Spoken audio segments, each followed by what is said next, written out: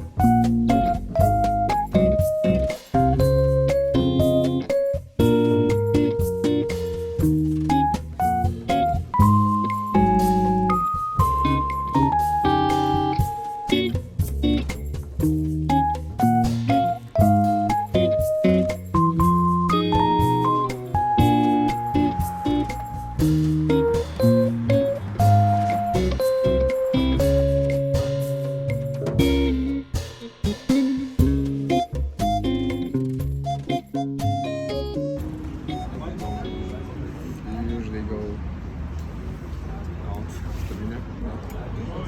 Not often, I mostly cook.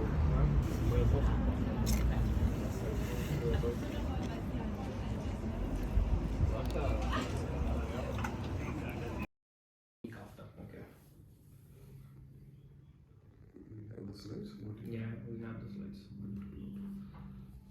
So we I think the normalizing rules would come afterwards. I have, on deep learning, I have 2 slots available. I did like this, that you have the initial matrix plus the delta. The change we want is that after in so model that is trained over a distribution of tasks, right? But now in an inference setting, there's somehow suddenly only that you're interested in, right?